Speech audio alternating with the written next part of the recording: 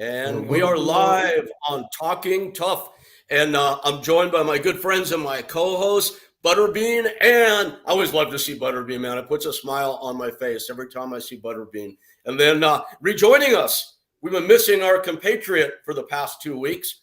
And I know he's been missing the show. So extra special effort all the way live from Holland, Bas Rutten. Awesome to see y'all back. Yeah, man, I'm happy to that I told you guys let's do it at noon. So here in America they can also see it now, which is nice. Also in America, in Holland, because we're 9 hours ahead. Yep. And the whole world actually, most of them can actually watch the show now. So that's the good part about it. Yeah, we're all over the place. That's great, boss. I'm 10 a.m. here in Hawaii. Butterbean is 2 p.m. in Alabama. So we're spread across the world, but you're right, in good time zones. I like the time. Time zone, yeah. I like this too. What you're 3 hours before? You're like 9 a.m., right? With you? Actually, right now it's 10. Here's a piece of useless trivia. Hawaii and Arizona are the only two states in the U.S. where the time never changes. So sometimes of the year, we'd be 2 hours behind California. Other times, we're 3 hours behind.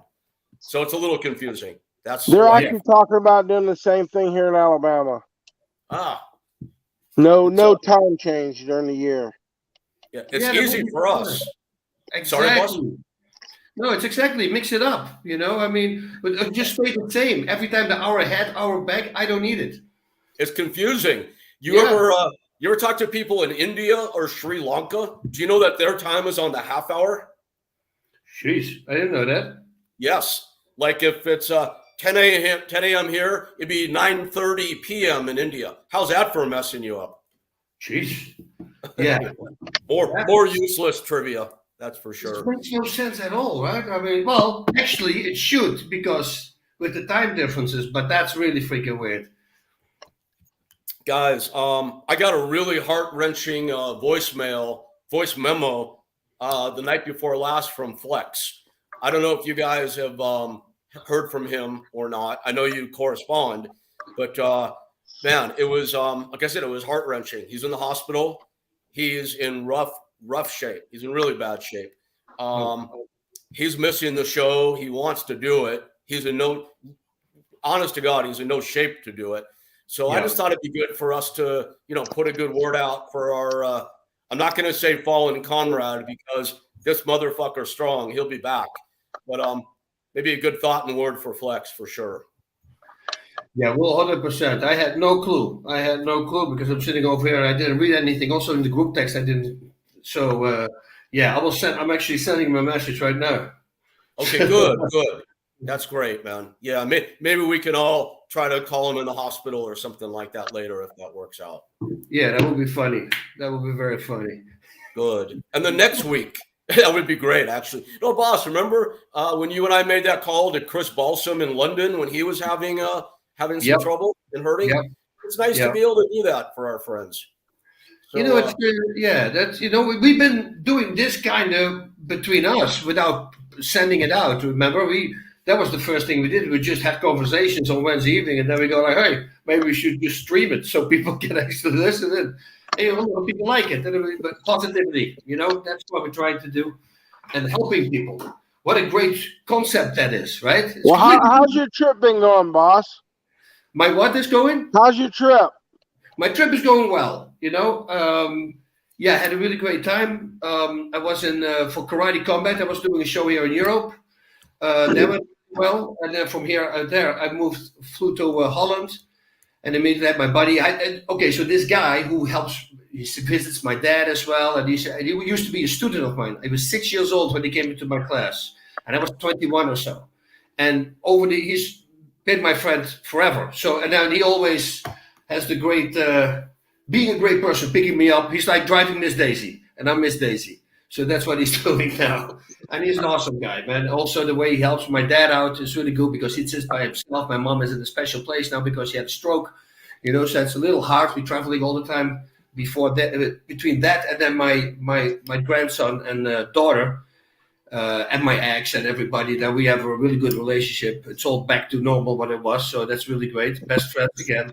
So yeah, man, I'm really enjoying it. I annoyed him a little bit because I bought a remote control car that makes a lot of noise, and I bought a robot that can dance for him. Makes even more noise. So every time when I'm gone, it's like the freaking thing is going with the car, and the robot starts dancing with very loud music. It's hilarious. So Boss, at least you got to make a video of you dancing with the robot and post that thing, man. That would be awesome. Yeah, that would be a YouTube moment right there. Bean, what's going on with you, man? I always love seeing you. Like I was saying before we went live here, it's so great to see you, man. What's happening? Not a lot right now. Just trying to get everything situated before I start doing the shoot with Dallas next month. Oh wow! So I'm just trying to get everything lined up before I take off to Atlanta for 3 months. Yeah, boss. Did you know that Bean got confirmed for that reality show and that he's going to be? So that's what happened. Jeez, that's so cool, right? I'm excited. It sounds like a lot of fun. Oh, I think it's going to be awesome. Yeah, it's important that you like it. This is important, but it sounds like a freaking challenge as well. So that could be good. I think that's the biggest thing is getting around to getting mobile again. That's the main thing. And for people out there that don't know about this, and I know our two guests are backstage listening as well. Yeah. So Butterbean, one of the greatest icons of all time, one of the greatest combat sports icons of all time, has been having some after-career physical challenges, like so many do. Yeah. And he is united with Diamond Dallas Page, who is putting a new reality show on the air about really transforming people from top to bottom. And Butterbean is going to be a victim of Diamond Dallas Page, man. I can hardly wait to see it. I think it's going to be the greatest thing of all time. I really do. It should be interesting. Yeah, and it's a very smart thing that he got you, because you're going to get a lot of people watching. I guarantee you that. And everything you're going to, you're so open, you don't care. You say anything, if it's to help people. And people gravitate towards that, because sometimes the stuff that comes out of your mouth even shocks me. My mouth works faster than my brain. Yeah. I love it. That's awesome. Yeah, man. At the risk of sounding too promoterish, I think Bean and Page together are to be magic. I really do. That's a TV show that I'm looking. I hate reality television. I don't dislike reality television. I hate reality television, and I'm looking forward to watching this show. If it's a stage type reality, I don't like it. But if they just film what happens, it's a little different. Yeah, for sure. And hopefully, this is what this is. Yep, it will be. So guys, we have two amazing guests on today, and Boss, I know you know these guys. Yeah. I feel like I know every superstar from mixed martial arts. And oddly enough, I have never met either of these gentlemen other than exchanging some messages. I'm excited about this. These guys, first of all, they're fellow countrymen, of course, but talk about two of the biggest animals and legends in mixed martial arts history. And for fun, fans out there, fellow fans like myself, go look up these guys' records. I mean, talk about fighting the who's who on planet Earth. Wow. Yeah. Amazing stuff.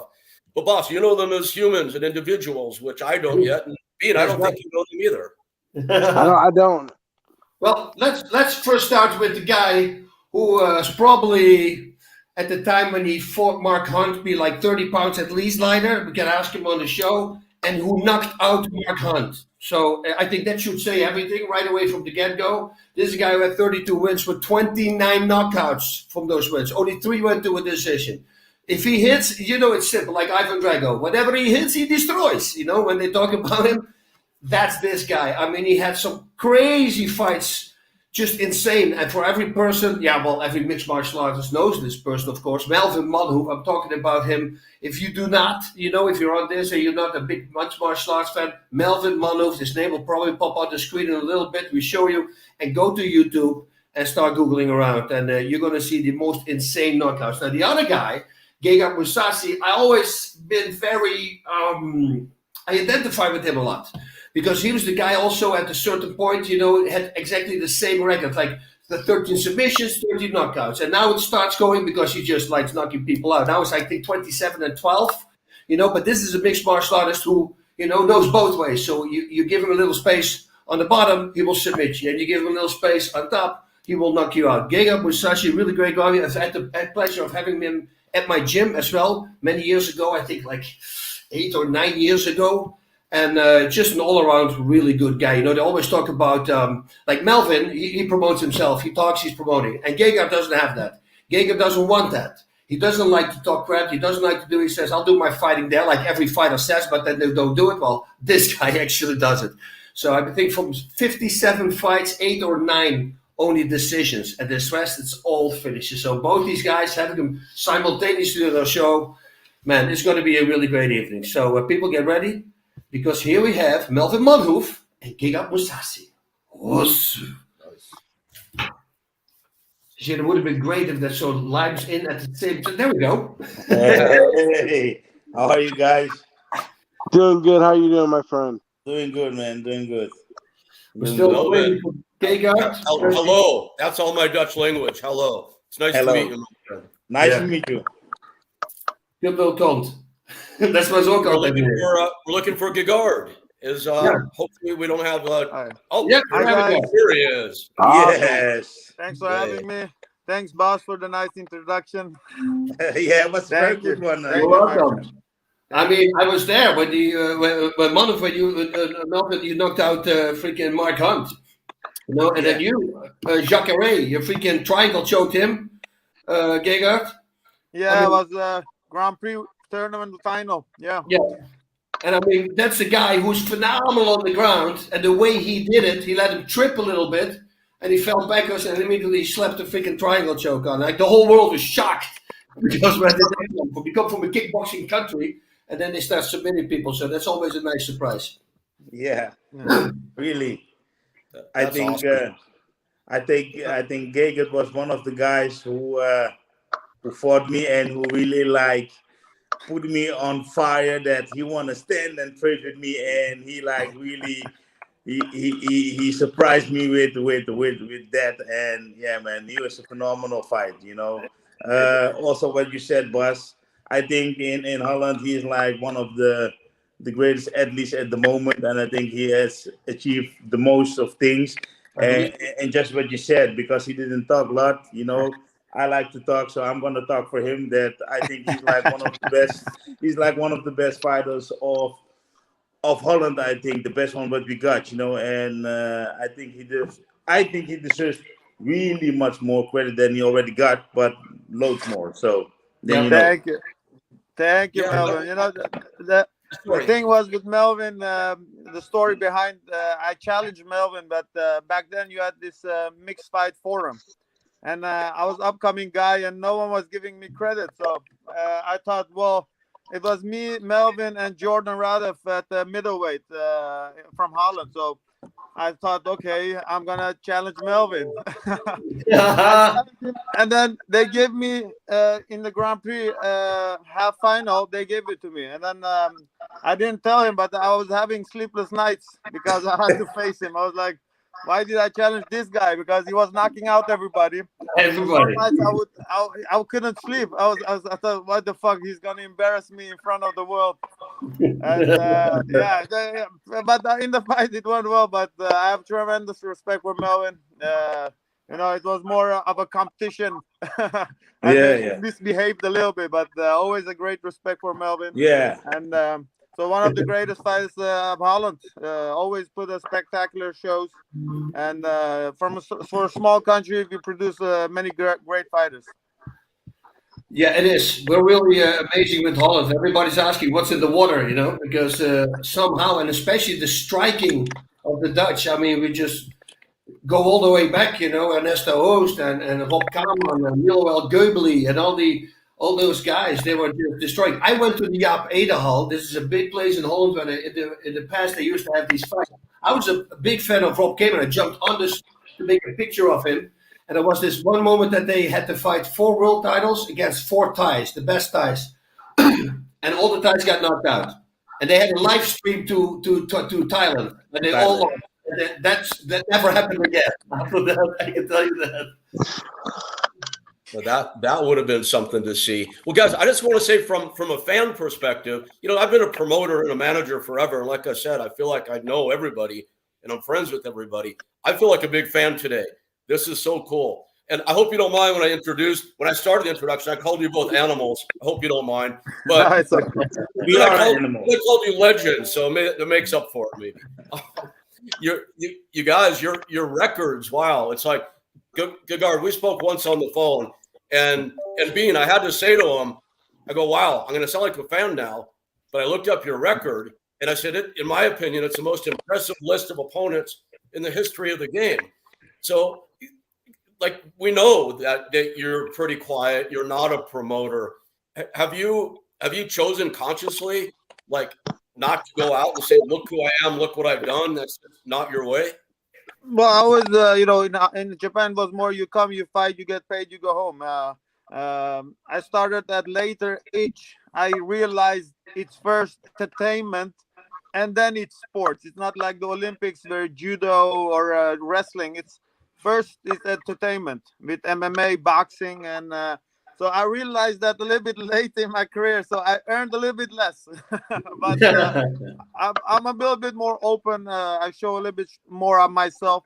You know, for me to go from always being quiet to suddenly being a showman, it wouldn't be authentic. People would go just see through me. You know, so I'm just trying to be me and let the fighting do the talking. You know.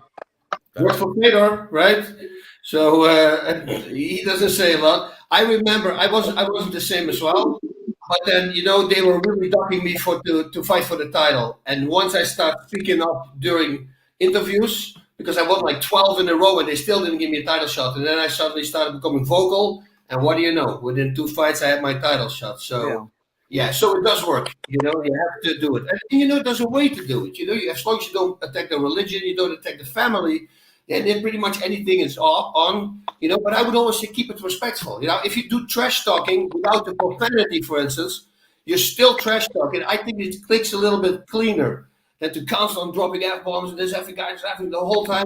And that takes a little bit of the power away to me. The guys who do It's definitely classier if you do it without the vulgar.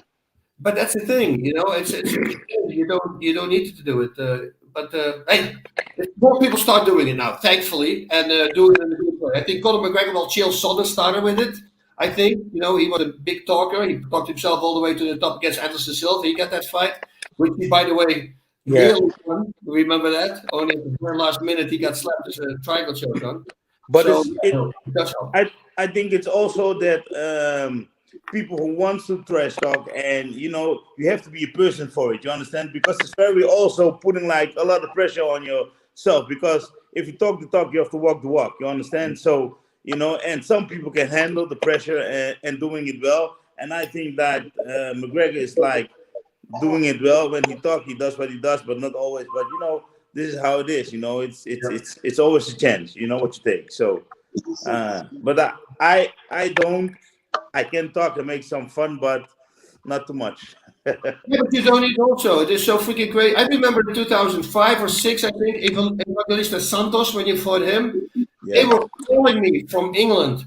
And they say, this freaking guy, I mean, there was a war, and I think you knocked him out in the second round. Second round. Yeah, second round, yeah. But I mean, he freaking came gunning as well. So, and everybody was talking about that fight. And then when you see the fight, you go, okay.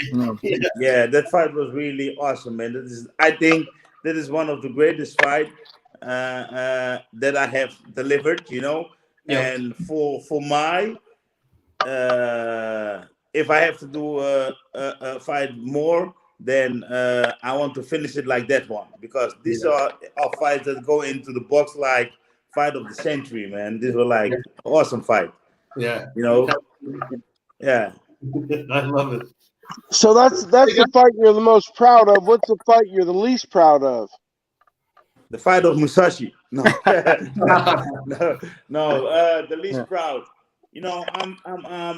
Then maybe you'd like to do it again, to make up for how it turned out. Even though if you won or lost, we'd like to do it again to show. No. I don't like to do it again with him anymore. No. I'm sorry, man. I'm gonna excuse for that one. No, I think the fight that now is like a little bit that I thought. I think maybe the last fight against Corey Anderson, my last fight.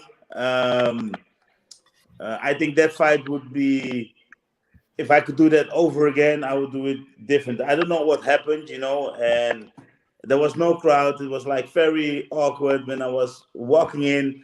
I think in that fight, I trained so hard and I was like in the best shape of, I think, in all my career, I think, and I couldn't expect that I lost the fight. Yeah, I know that he was good, but I didn't expect that I'm gonna lose the fight on this way. And that's a fight that I would do over gladly. But it is also time to come and the time to go, because it's the time is sticking with age. Yeah. Yeah. So. And yours? What, you're 45 now? 44? Yeah, I'm 45. I'm 45. I'm 45. Yours? What? No, Gegard's fight. What is your fight that you don't like the most? I think the second time against Jacare, I feel like I performed the worst. That was the worst fight that I had. I lost to Mushida and like Uriah Hall. Those fights, I was like, there were, he caught me with a kick. The other guy was just better technically on the stand-up. I wasn't at his level. But Jacare, it was just, I don't know what, that was one of the worst performances of my life. So that fight, that was the worst. Yeah. And did you guys have this also? I was super calm. Like I had zero nerves. And I thought I was going to clean the guy up, and that was the fight I lost. Did you guys ever have an experience like that? You come in and you go like, man, I'm so relaxed. I don't feel any tension whatsoever. It was like almost not real. And then I thought, I'm just going to slaughter this guy. And then a minute later, I'm locked in a freaking knee bar. It wasn't good. Yeah. Sometimes I had that too, but a little bit nerve is good for you. Against my fight against Jardine. I was like, I'm gonna kill this guy. I was like, I beat him also. I beat him well, They give me a draw just because of point deduction. I felt like 3 rounds I was beating him up, but I felt I'm gonna go through him. But he gave me a run for my money, So it's always fights that you like. I had tough fights like Melvin, Jacare, Mark Hunt. Some fights, Dan Henderson. Guys that I thought, wow, this guy's gonna give me a lot of trouble, and then I was able to win very quickly. And then some guys that not so very high ranked, they gave me a very tough time. It's, you never know. Fighting is like one day it's crazy. Every fight is different, so that's why sometimes nerves are good. Sometimes you never know. That's the problem. Yeah, that's a fighting game, and. For me, instead, it's like when I train very good, really good, and everything is on point, the end is never on point. But when I have like a training camp and everything go wrong and got my knee injured, got something out of my knee, I have to do this and go to the doctors, and I think, okay, we cannot fight 1 week before the fight, and then we go. And then we still win, and then we knock people out, And sometimes, just what you say, Bas, I always said to Mike, yo, Mike, I don't feel nothing, man. Is there something wrong? Isn't it good? Or what is happening? And he said, Mike is always like the quotes, He said, that's because you make your homework very good, so you don't have to be nervous. He has all the answers for me. And that moment when you get like, how you say this? Thinking about or trying to get doubts in your mind, because this is what it is. And then he was talking away from me, on the good and the right moment. So, I think the best fights I win when there was like injuries or something like that, man. I can give you like a story about the fight against, that was like the tournament, the Dreams tournament. In the moment I had a fight against Remy Boyanski, and I fought him in the Amsterdam arena, and I was like a little bit pissed on him, because he has having a book release, and he said something about me in the book. So okay, I was pissed. I did the fight, but I was so pissed that I go in the fight with a lot of aggression. Yeah, and really, he knocked me like 6 times. He knocked me down. Broke my teeth with a high kick, but I wanted to kill him, you know. Yeah. And after the fight, I was ready. Then we went to the dressing room. I was sitting, talking, and then I feel a little bit weird. Okay, but that was like the tournament of the dreams.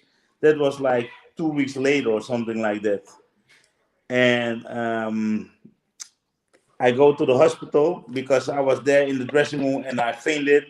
And I went to the hospital and they had like 2 liters blood in my lungs because he was kicking me so hard and everything was bruised. So what did they do? They drained me, get the blood out. I was like for 6 days in the hospital. And then I said to Mike, yeah, okay, so we have to cancel the dream tournament because I was fighting Kim Do-Jung or something like this. And this is like the quarterfinal to get to the final 4, you know? And I said, okay, then we have to miss this fight. And then Mike said, no, man, we're going to fight. And I had like my surgery just like 1-2 days. I was out of the hospital and I go immediately in the plane to Japan. And I had to cut like 12 kilos or something like this. And I couldn't really walk very good and everything, but he said, no, man, we're going to fight. And I said, Mike, is it really good that we're going to do that? He said, listen, this is what fighters do. They fight. So you can talk, you can breathe, so we have to fight. So, and then I said, okay, we did the fight. Now, in the fight, I got a question for all 4 of you guys, whoever wants to take it. Like watching UFC last week and Nagano. Let him finish the thing. Let him finish the story. Yeah. Oh, Okay. I'm sorry. I'm sorry. Yeah, and then I had to go to the fight. I'm gonna wrap it up. And then I go to the fight. So Mike put some black tape on the stitches. So when I had to do like this and the ref was checking me, you know, they didn't see nothing. In the fight, the first thing what the guy did is get the underhook against the stitches. Bang! You know, so oh fuck. He threw me on the ground. And I was like lying there for like 1 minute, and I said, "Oh fuck, what is gonna happen now?" And then in one moment, I had an explosion.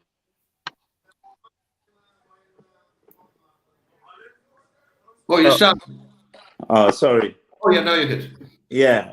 And in 1 minute, I turned the guy. I came on top, and then I said, "Okay, this is my chance, man." And I banged him with 2-3. Give him a knee, and the fight was finished. and I won the fight. And afterwards, Mike said, "Listen, Mel, this is how we have to do. Because if you didn't win, I will get a shitload of things about people going to talk about me. But now you win the fight, and I could participate in the final and make some money, get some more things." I said, "Yeah, this is how the fighting business is, man." So this was like a little heavy story, I think, what we did, but it was we did it very good at the moment. Yeah. Wow, man. Pretty straight from the hospital with the stitches still in there. Yeah, really, man. Hey, by the way, I'm thinking you knocked out Mark Hunt and you submitted Mark Hunt. Okay.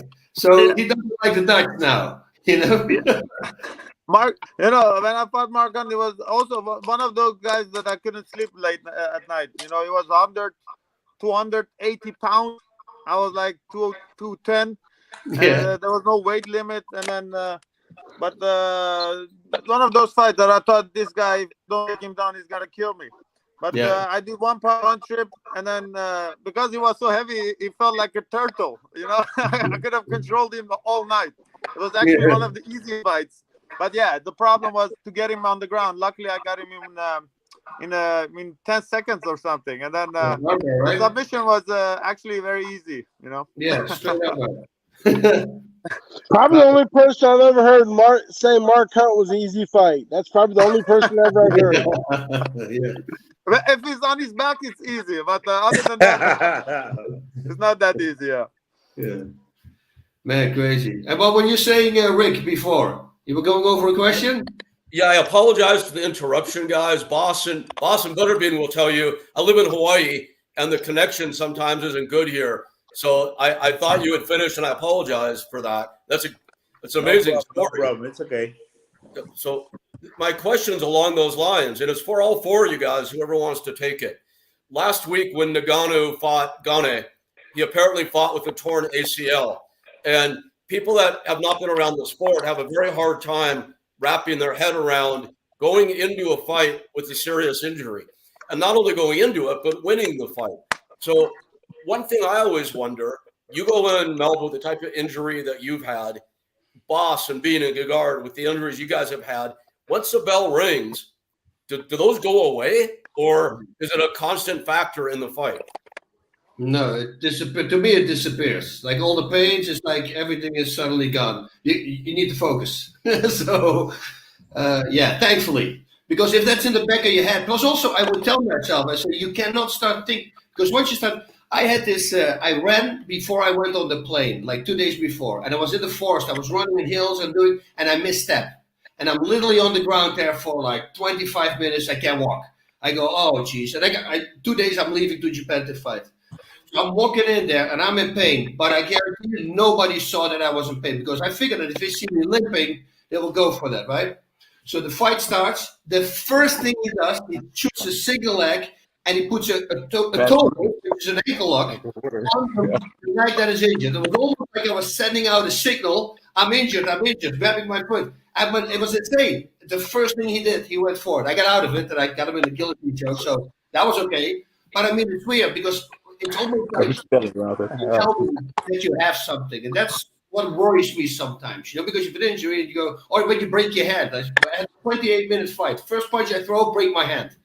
Now I gotta go, and that fight was 27 and a half minutes. That was a long fight, but I submitted it 5 times because that was the maximum amount in papers. It was a different rule set. But you see things like that, those are annoying. But somehow the opponent knows, and I don't know how that's even possible. Yeah, but I think it like this. This is our job. We have to entertain people. We in the hurt business, so things should happen and can happen. But this is the risk that we're willing to take. That's why I don't like when people booing. Because we put our life at stakes for making people enjoy what we are doing. And I think like this. This is when you have a fight. This is war. You have to do what you have to do to eliminate your opponent and make also a great show for the fans. So if this is your job, then you have to take something. It isn't always when you go to when you are like a fireman or a cop or something else. Not every day on the job everything is going very well. You understand? So, but you still have to go. So, Yep. I think it like this, and I take my job very seriously. And if I have an appointment to do that, then I'm gonna be there, show up on time, be on weight. And if there is a problem, I have to fix this. It's not for the fans on everything. It's on mine. And if you do the fight and you lose, don't say afterwards, but this or that. No, then you didn't have to fight. So this is how I think about it, because this is the fighting game, Otherwise, I had to choose something else. Go to school.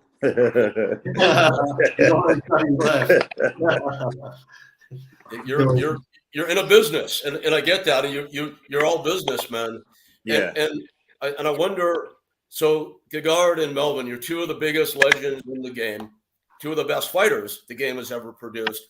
You both fight for Bellator now, and I'm very familiar with Bellator. Maybe not everybody in the world is yet, although it's getting that way. But what is, first of all, how do you like Bellator, and what is your thought process at being at Bellator as opposed to being with UFC?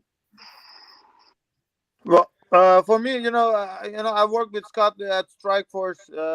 Scott is, I consider, he's a friend, to be honest. And the UFC, I remember after going from Strikeforce to Bellator, I fought from Strikeforce to UFC. I fought a couple of fights, and then they were like, "Okay, this is your contract. It's gonna be the same. You sign it or you leave." There was no talking, no nothing. They were like, "Sign or leave it." It's a little bit. They're a lot tougher. Especially because now with Ngannou, you had a lot of fighters had problems with UFC. It's But Bellator treated me well. You can talk to them. It's easier to deal with. Scott is coming from a martial arts background from K1. They have the fighters a little bit higher, I feel. Yeah. And you get more respect. I feel you get paid more what you work. And I think that's the difference between Bellator and UFC. You get a better treatment for the profession you do. Sometimes in UFC, you feel like not appreciated. Like, okay, you're not the next guy, because the brand sell itself. Everyone wants to be in UFC. I know guys that want to take less money from a different organization, but just to be in the UFC. Yeah. The brand sells itself, so they know it, But at the end of the day, fighters have to take care of their finance, because after fighting, the next guy is coming. But you're gonna have what you're gonna left is your friends, memories, and the money you made. So I suggest people get smarter a little bit. The fighters especially. Yep. And you, Melvin?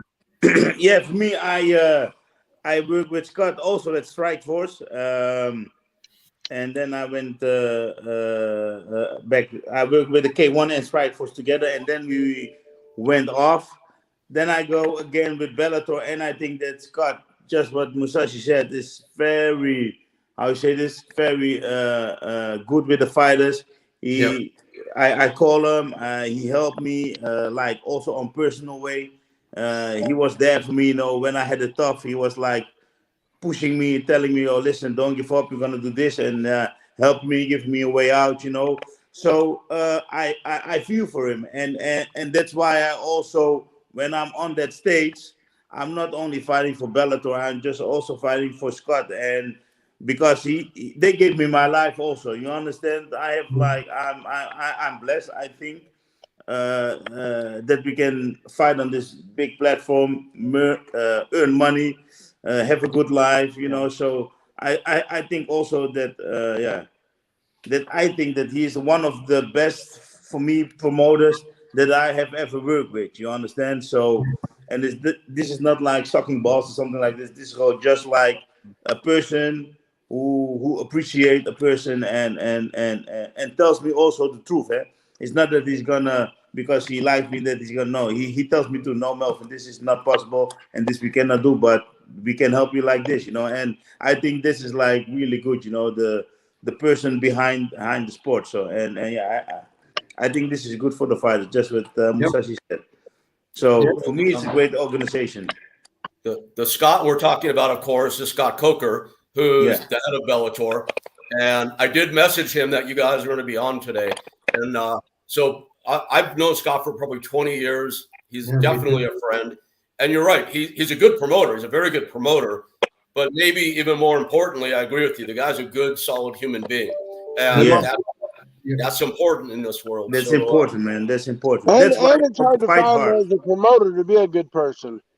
What? I didn't hear I you. said it's also hard to find a good person that is a promoter. Yeah. Yeah. Well, yeah, it's a hard job, But Scott also the background that he had in martial arts, traditional martial arts. It's like with the karate combat guys. These guys, they get in each other's face, and as soon as they step, they both bow to each other. The respect is still there, And you can do that. Everybody can do it, but they actually do it, and I like that. And Scott is the same thing. He's just a very smart guy. Been putting on events for a long time. I mean, 25 years at least, because before that he did striking, right? Just striking instead of mixed martial arts. So, yeah, always likes Scott a lot. Smart man. Yeah.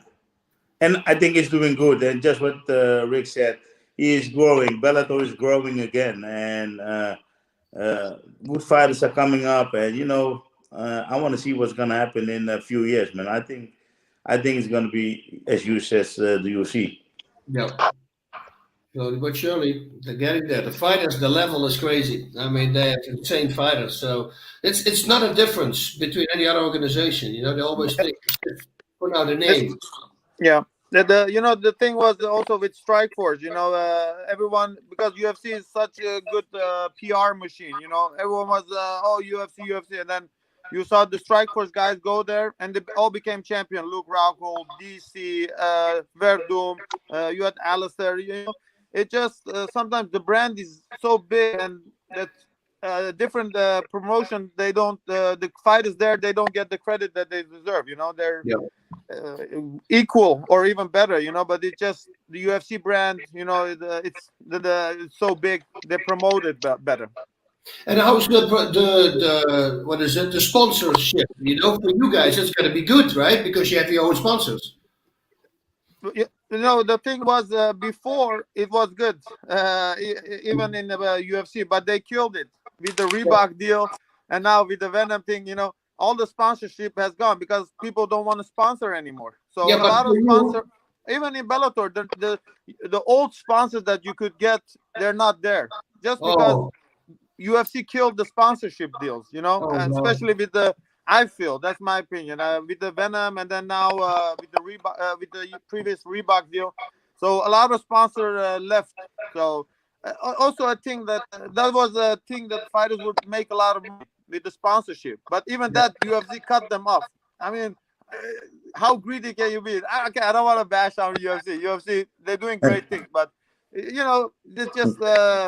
You're already making so much money. I feel a little bad blood here, man. No. Listen, I'm not going to try to do. No. You have to give me opportunities. I'm here because of where I am. But I mean, like the sponsorship, they could have just let the fighters earn a little bit extra money. But even that, they cut off. I feel a little bit greedy. That's the one small thing that fighters still make, and you take it from them. And then Reebok pay you $5,000. I mean, what's that? What's that? Yeah, I heard the lead guy, the main event guy, big superstars, like $60,000 or $40,000. Yeah, if you're champion, yeah. But I mean, that's compared to normal. It used to be 200,000. I hear like fighters, they would make 250,000 if they were main event in UFC sponsorships. Yeah. So those are small things, but I see Bellator does better. They're more human. Like they don't try to just grab every penny. Yeah, I didn't work with the UFC, so I cannot talk about that. I know about the sponsor deals, what you say. But yeah, in Bellator we can still get some sponsors for yourself. You can do it still, but yeah, you're right. It is not like before. Before there were like shitload of sponsors were willing to be on your banner, and the moment now that is not. But maybe it's also the market. I don't know what it is, but it could be also like that. But I wait for big ones. I wait for McDonald's and Nike and those guys. They should wake up and say, "Hey, give a sponsorship," because those are the ones we want. You had those guys. Oh, sorry. You had those guys with the Brazilian fighters, Gillette, Nike. They would sponsor. The banks were sponsoring Shogun and Vito Belfort. But they took it away. Yeah. Oh shit! I didn't know that. And the boss, you make a good point. And I'm actively in touch with both organizations. I'm going to sound political, but I happen to like and respect both organizations for different reasons. And I know that Bellator, bought by Viacom, as you know, one of the biggest media companies in the world. UFC, owned by William Morris Entertainment, obviously, William Morris Endeavor. And I happen to know that both organizations are close to bringing in, boss, exactly the types of sponsors that you're talking about. The Coca-Colas, the Nikes. So I think we're about to see the game really elevate even another level still, which is amazing. And I'm confident that I know this might sound overly optimistic, but I'm confident it's going to filter down to the fighters, and the fighters are going to share in the rewards. I'm hopeful and optimistic that there's going to be more parity in the fighters being paid what they should. And it feels to me like both organizations are making a move toward that. So let's hope so. Let's hope so. Yep. Indeed. So how many times a week, Melvin, do you still train? I train now. I just started again, So because I was like in the time that the gyms were closed, I have my own gym, and the thing what you're gonna do is you're gonna start eating because the COVID had a little bit of an impact. So now, and I have like still one fight on the contract, so I don't know when it's gonna happen. But I just started training, and we're gonna see what's gonna happen. It's gonna be soon, I think, that I'm gonna have like the last fight of the contract of Bellator. So Nice. and I'm training now every day, sometimes 2 times, 3 times, whenever I like to, but as much as possible because I was like really out of shape. And you, Gegard? How many times? I used to train 10 times a week. Well, I used to train 11 times a week, but nowadays I'm a little bit older, so I can, Older. The last 2 weeks before a fight, I go 1 time a day. Yeah.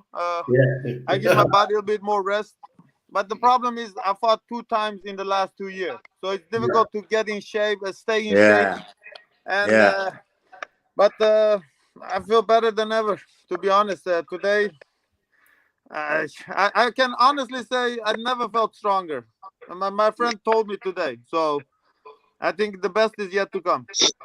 Nice. You're doing really good, man. I mean, there's only one loss, and you lost what, 11 or 12 or something. Yeah. So very cool. Yeah. Boss, Yeah. it's a big direction change, but I want to ask you and Melvin and Gegard, and I want to bring Butterbean into this also. Bean, so jump in on. I miss you on the show today, Bean. Guys, Bean is our big personality, so I'm hoping to pull him into this. But I want to know, boss, you're back home in Holland now, and Melvin and Gegard, you guys live there. How does it feel there? I live in Hawaii, which you think is paradise. And walking around the streets where I live, people are like very noticeably uptight. They're angry. This is not a political question, but it's more, how does it feel in Holland now? I think of Holland, I think of happy and joyful. And how is it there these days? What does the world feel like?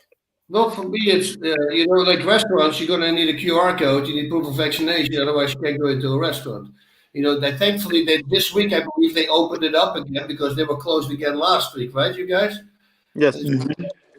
Yeah. So thankfully I had that.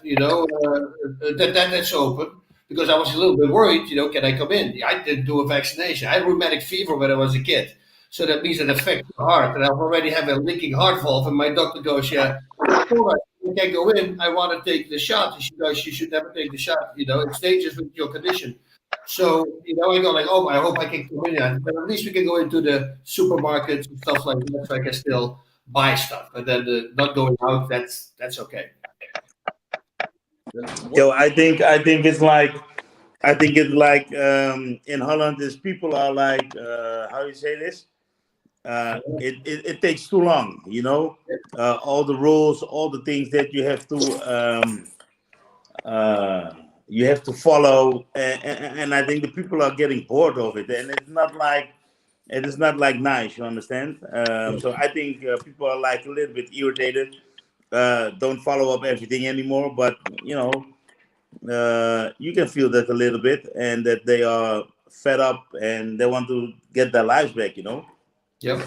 I can understand it, but I think that's in all over the world. If people are gonna say you have to shut down the business, I work very hard for my business, and people are gonna say, okay, yeah, you cannot. I was closed for maybe like 1 year, and all my students and my members, what do you have to say to them? They're paying money. It was a hard time, so I can understand that everybody's a little bit irritated now on this, and they want to end of it, but in the end it's gonna come, everything is gonna come okay, I think. It has to. Are you okay, guy? Well, I got vaccinated. I got the booster. In general, Dutch people, they listen what the government says. But first they promise, well, if it's 80% vaccinated, we can go back to normal, and then everyone was vaccinated, and they were blaming the 15% that wasn't vaccinated, and eventually people listen. People still listen. If they say it's a lockdown, everyone stays at home. But government is always also not honest with their citizen. I've heard other some people had bad reaction to the vaccine, but if there's one small bad news about the vaccination that someone got ill, they take it out of the news. You know what I mean? They don't want you to even talk about it because it's oh no, the people gonna be hesitant to take the vaccine. So even the governments are not. Even Holland is honest. I feel government is pretty honest, but still they're not 100% honest with you. And I think people are still following the rules if they have to, but I think it's enough. After 2 years, people that don't want to get vaccinated, just leave them alone, open things up, and let people live. Yep. Fair enough. Hey, Gegard, Melvin, have you guys seen Butterbean fight before? Of course, Yeah, yes. Also on Jackass, who can forget that? I like his shorts. Do you guys have any questions for Butterbean? But let me think. That's a good one.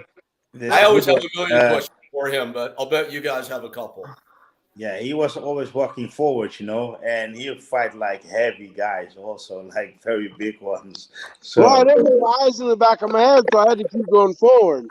yeah, I know. I like him, man. So I was like always like going forward to the big guys. Was it like a sumo wrestler or something like that? You fought? I don't know. It was like a very big guy, very big. I don't know that fight. I don't know what his name was. Oh, there was the guy in the last Pride show. He fought Zulu Zinho. Yes, yeah, he was a big guy. Yes, Zulu. Yeah, and he submitted him. Injuries. I fought Zulu with a broken hand. I broke it a week prior. A bad break. Ah, you see, okay. Nice. You're a fighter. You fight them. There's no fighter that hasn't fought injured. No. Yeah. And we love our body, and we respect our body, but it's a way of life, I think. Yeah. It's a really way of life. My question would be, Mr. Did you always were you close to a title fight, or were like inspiration to get to a title fight, or was it more I fight anybody just to to well, to I make won in boxing. They actually made a division for me by myself. A title kind of for me. Yeah. I held 3 different titles in boxing. I won the Elite 1 MMA title in Canada. Ah, okay. I was actually the first fighter to ever hold a boxing title and an MMA title. And then what was the limit in boxing? Because I didn't know that there was a limit in boxing. Like there's no limit in boxing, weight wise, no limit. Okay. Nice. Super heavyweight. Yeah, super heavyweight. Super heavy. And I always made weight every time. Always made weight. Okay. And what is going to happen in the reality show with your what they're going to do in that? Because it's more of a try to get back to being able to do things again. Like right now, I'm having real bad hip problems and my joints are not working right, and hopefully I get up and get to walking again on a normal pace. Okay. Maybe even jogging. Is it because of years of training? Because of there's so many fights and I've had a lot of hip problems and just injury after injury. But also in boxing, do you always like the weight that you were fighting, or were you trying to come a little bit down, or you were just fighting? No, I wanted to stay around 300 to 350, somewhere in there. 350 pounds. Same as when I fought MMA. I fought up to 450 pounds in MMA. Wow, yeah. What are you doing now, Eric? You lost how many? Super heavy. Huh? What did you say, boss? How much do you weigh now? You lost a lot of weight, right? Yeah, I was over 5. Right now I'm at 365 right now. It was over 500 pounds. Yeah, right now I'm at 365. That's a scary Butterbean. Yeah, it's really heavy. Wow. But hopefully the reality show will help me a lot with mobility more than the weight loss. The weight loss is coming down. I'm losing weight. I'm losing about 5 pounds a week right now. You lost just watching everything really close. But is it difficult to lose weight because of the hip? Also, it's I mean, it's just Very not difficult. because you Very, always very been an difficult. athlete. So I can imagine losing weight is not that difficult, but because of a health issue, it's difficult. Very difficult. I've always had a problem losing weight. Yeah. Yeah. We're about to see. I was one time I was talking to the Athletic Commission. I don't remember where it was, and they talked about the week before that Eric was fighting there, and somebody started laughing. He said, "How did he pass the medical test? Like his blood?" And then the guy looked at him and he says, "Actually, from all the fighters, his blood results were the best." So, Yeah. Yeah, I remember that back in LA when we had Butterbean booked to fight Tank Abbott in a main event in an arena, and Tank was having trouble with his physicals. And Bean, I think you were about 400 pounds at that time, and the doctor and the nurse said that's one of the best physicals we've ever done. They were like amazed with what great shape he was, heart rate and everything else. That was pretty cool. Okay, nice. Very nice. So what else, boss? You're in Holland. You're back back home next week. I'll back home next week. Yeah. So tomorrow I got to do a PCR test. It's close by here, so we have to have that 24 hours before you fly out. And that's it. I'm just going to go and relax, go back home. That jet lag is an easy jet lag always, because you wake up, you go to sleep early, you wake up early. And I wake up at 5 anyway, always. So I have a lot of day for myself. So that won't be a problem. The problem always is coming here. Coming from Holland to Japan is the worst jet lag. That's the same jet lag as going to America too. Nighttime is daytime for you. So 7 o'clock in the morning, you're all night awake. That's 11 o'clock at night. Yep. So you can't sleep. You're right away. You don't take sleeping pills because it might affect your mind. When you're fighting, so you just lay in bed, and that's it. But then you go back.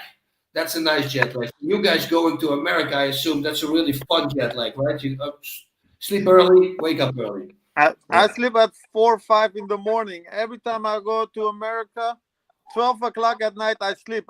Because in Holland, I can't sleep because I train at 8 o'clock to almost 9, 10 at night. And then I'm awake all night because my brain is, too active. But so I sleep late around 5 in the morning. And then I go to US. Never have a problem. But now I fight in Ireland. I have to adjust my sleeping time because I have to wake up to do media stuff. So it's not gonna work out for me. Actually, in Europe, fighting is worse for me than in US. Yeah, that's weird. Yeah. No, that's really weird. Yeah. When I fight in the US, I have always problem, man. So really, I like to fight in Europe better. For me. Because I sleep every time, I can sleep every time. After training, I sleep everywhere. So, but for you guys, Japan also bad, I guess, right? Same as for me. What? Japan. The time zone in Japan is bad. Japan is really hard. Japan is really hard, But still, Japan is like, I went there so many times. It was like a very good atmosphere when the fighting, it's like real fighting culture, so you will take that kind of jet lag for the experience, so I think so. So guys, back in your earlier days of Japan, Gegard and Melvin, do you guys get any good Roppongi time in? Gotta ask, man. We gotta have like one crazy story from Roppongi before we go today, please. I let Melvin start because he fought a lot more in Japan. So but I didn't have like really crazy story in Roppongi. The only thing is that when we are going there, we just like after the fight, get something to drink and watch like every people there because. In Roppongi, everybody's like really drunk, man. You saw like, a lot of crazy stuff. But in that time that I was like, sometimes I was fighting, it was like, I was just like a machine. Sometimes I have to get like more, how you say this? After the fight, taking my time off, enjoy. But I was like, okay, when can I fight again? Okay, I don't have to be drunk. I don't get to do this. I don't get to. Okay, I want to fight again. And that was that was really and at the end it's a good thing, but also it's nice to have like some, memories, building up memories, and yeah. So I didn't do that a lot in Roppongi, but I heard like good stories about Bas and everybody, so I know that Bas can tell you a lot of good stories, I think. Crazy.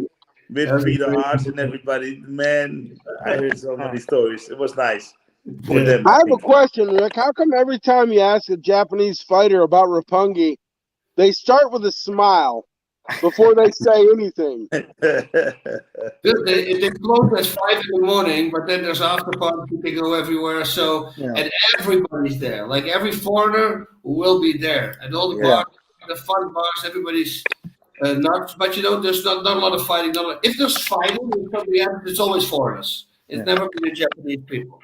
Well, I have a story. I had a fight. I won, and then we were out celebrating. We were drunk, and I was with my friend Joop.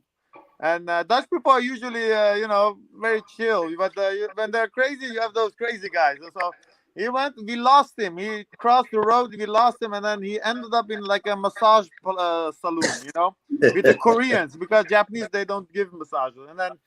And then he said I was later. He come to my hotel all bruised up, everywhere. He said I went there at the massage salon. He said I put my pants below the hole where you can put your head to. He said, and then I saw some girl take my pants with my wallet in it. He thought they're gonna steal him. Yeah. So he jumps out, punched the girl or something like that. And then the other girls, they come after. It was all with curtains. They pull out the curtains. He said I was fighting four girls, and one of them came with a base bat, and they were hitting on him. And this other client was also fighting him. And then he said all I could do is grab my pants. He left the massage place, and then he came all bruised up. And then he came to my room. He was holding the belt, and he was like, I also fought. I won, So, you have those things that happen there, But Yeah. he had a good fight with some Korean girls, I think. I had a funny story. So I'm getting a massage in the Shintakanama, in the Tokyo Hilton for Pride. The badass hotel, best breakfast, right? It was really good always. And I'm getting this massage, and she goes to my legs, and she starts massaging my calves. And suddenly she gets stronger and stronger and stronger. And now it's like she's almost pinching her freaking fingers through my skin. Like I go shit, and I had this little towel on my face. I pull it off, and it's Big Daddy Goodrich. And he said to the girl, shh, and he started going really hard on me. Dude, I was freaking out seeing the big fucking guy standing there. Yeah. That's great. Yeah, this Gotta nice love story. Gary. That's fantastic. Yeah. All Gary's right. a good guy. He's dealing with a lot of problems now, right? Gary Goodrich, you heard about it, right? He got hit too much. He's getting a little better right now. I've talked to him not long ago. He's actually he's got his driver's license back. Oh, Okay. wow, good. That's good to hear. That's good to hear because I like that guy, the whole family, Susie, his sister. I mean, there's some Yep. great people. I always have fun with that guy. And the Good first time, folks, good people. the first time I fought in the UFC, no, I didn't fight yet. I came there as a guest. That was just before my show that I had to fight. It was UFC 17, and he was fighting on that card. And I was standing with Bob Marowitz, the old owner, and he comes and I want to say hi to him, and he goes to me. And I go, and right away I want to go in, and Bob Marowitz stopped me. He says, no, wait till he's behind the curtain. And as soon as he's behind the curtain, I sprint to the curtain because I wanted to go. And while I run in, he was already standing there. I got you. He started laughing. Why would you do that? I was always going full attack, but they're holding me back. But again, he's a jokester. He just has fun with people. And boy, did it work. Trust me. Yeah. And I can remember a time that I was like just with Gary Goodrich, and we fought on the same card, and then he lost his fight, and I was just like coming and fighting in Japan, and he lost his fight, and he was like, after the fight we were in the bus, and he was laughing and this and that and making fun, and then I said to Gary, yo, but you just lost, man. How can you laugh? what's wrong with you? You understand?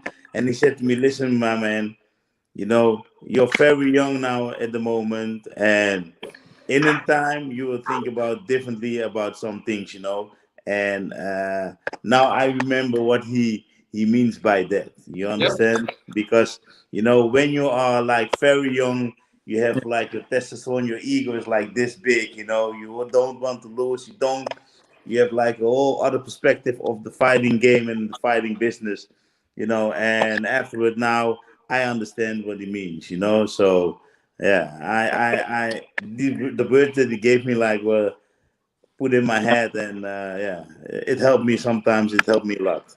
Life, So life just sometimes humble you. You know, it's when you're yeah, younger, everything is going well. It's all fighting, and then some things happen to your life. You know, accidents, health, family issues. You know, and then that's the story behind a lot of people. Also, fighters. You know, they just see people fight. But before, if I would lose, you know, it would be end of the world. But now I'm like, if I lose, I don't feel bad anymore. It's still, if I fight Saturday, the next Sunday, it's still a Sunday. You Yeah. know, you go to life so many difficult things that after a certain age you mature and you're like, it's just a fight. But when you're younger, like Melvin says, it's Paul, all about fighting your ego, man, your you know your I if never I had it. I was never down. I was always didn't care. I knew that okay, it means I'm gonna have to work harder. But I was always no, man, no, really not. If I lost the fight, boss, I was like 5 days, 6 days, I was off, couldn't do nothing. Sometimes I was like really like it was really heavy with me, guys. That I wanted to drive my car through the wall. I wanted to kill myself, man. It was like very wow. hard. Yeah, man. Wow. I had like with losses. I had like a lot of problems, man. And I had Wow. some losses. I have like a little bit of losses, but all the losses that I have, except of Musashi, I think.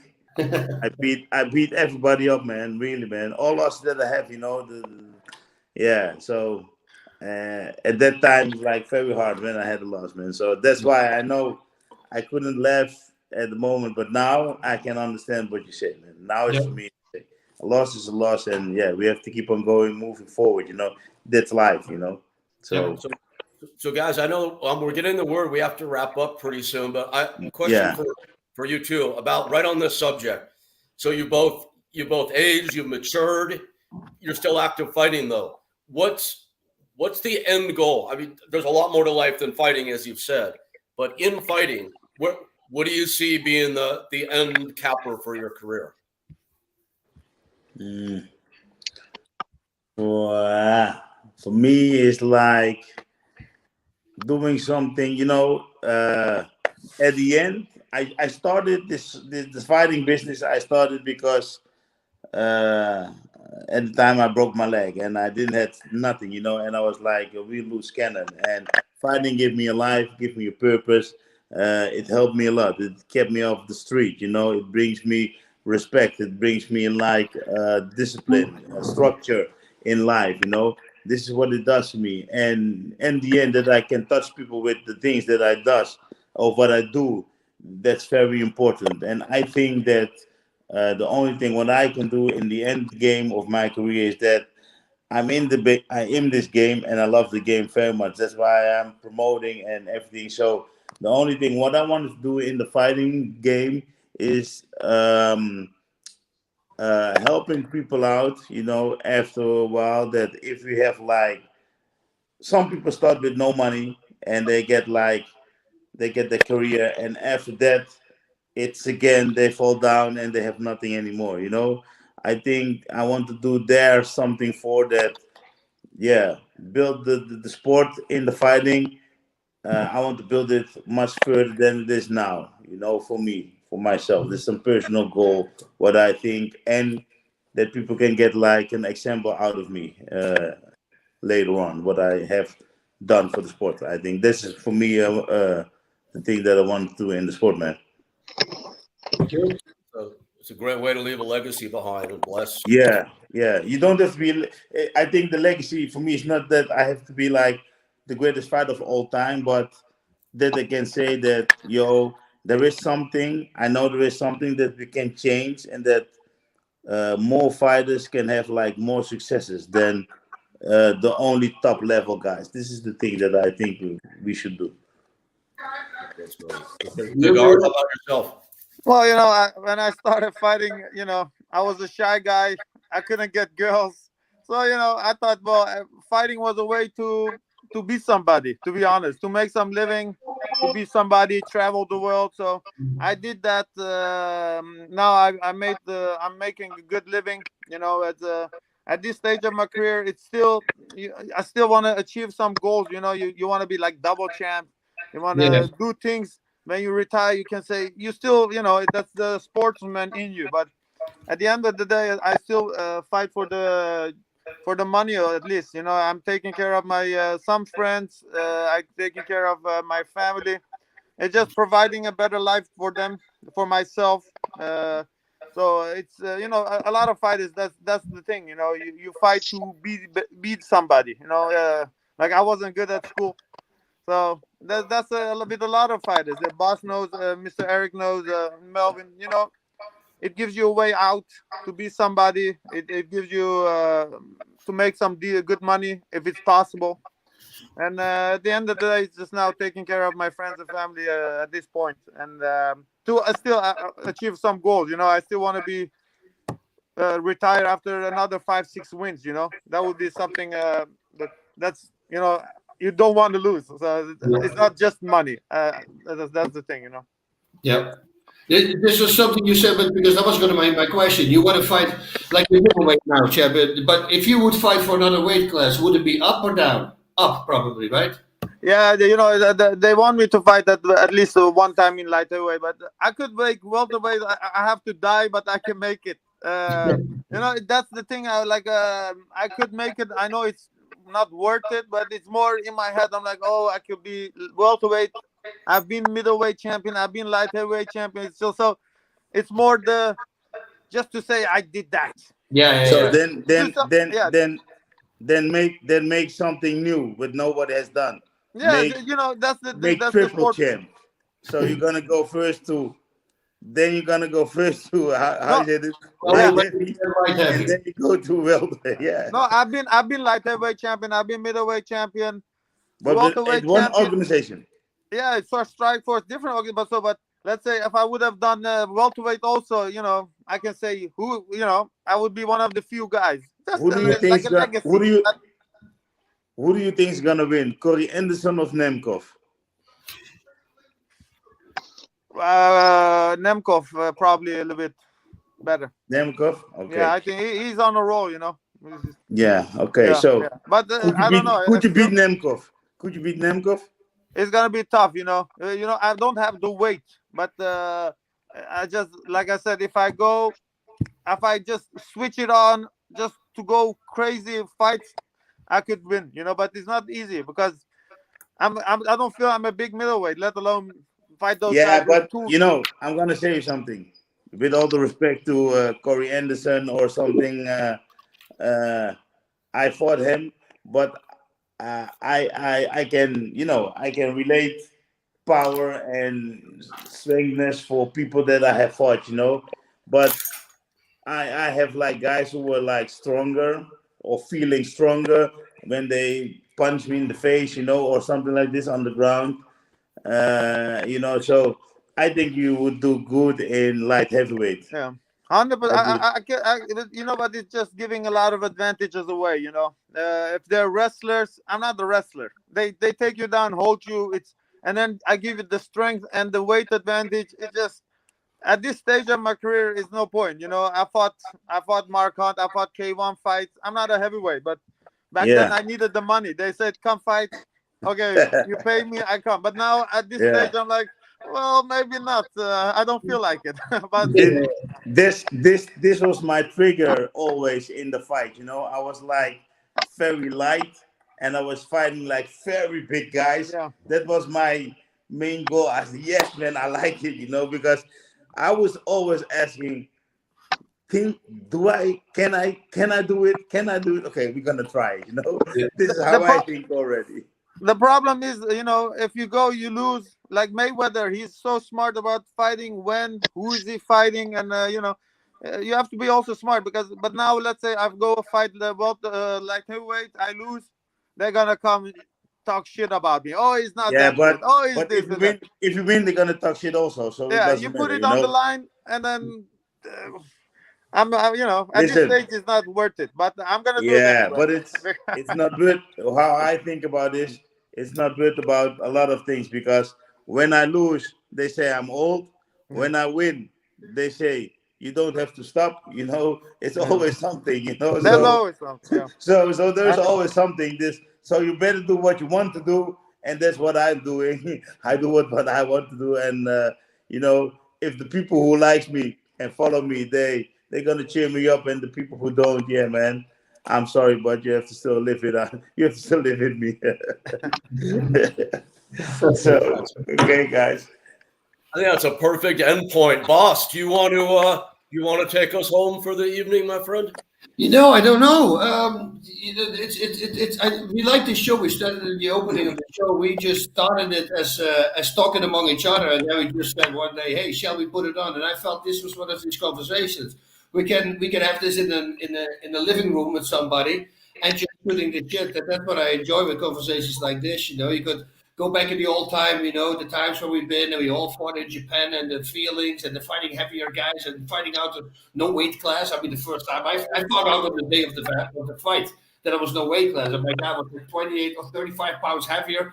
And, you know, you go like, shit, well, how many rounds you fighting? Oh, just one round. That's, oh, great. How many minutes? 30. I go, oh, great. You know, so all that stuff, you know, it's fun to hear from them as well.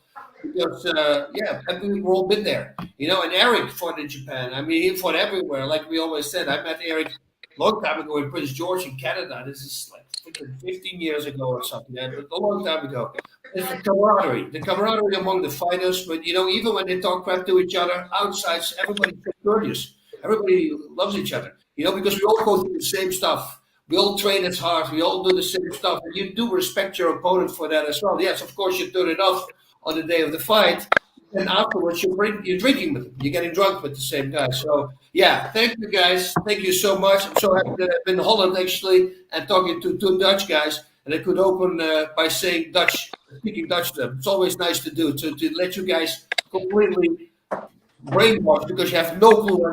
Als wij Nederlands staan beginnen te praten, hebben ze absoluut geen idee wat we zeggen. Ja, dat doe je altijd in Japan, hè? Dat deden we ook altijd in Japan, weet je. Als je dan Nederlands ging praten, en de rest keek je aan, maar oké, wat zeggen jullie? Ja. Geweldig. Ja. Top. Nou, het was leuk, man. Ja. Dankjewel. Thank you guys for having me. Thank you guys for having us on the show. Thank you guys. Thanks for coming on, guys. Appreciate it. Thank you guys. Thank you very much. Bye, Bye-bye. guys.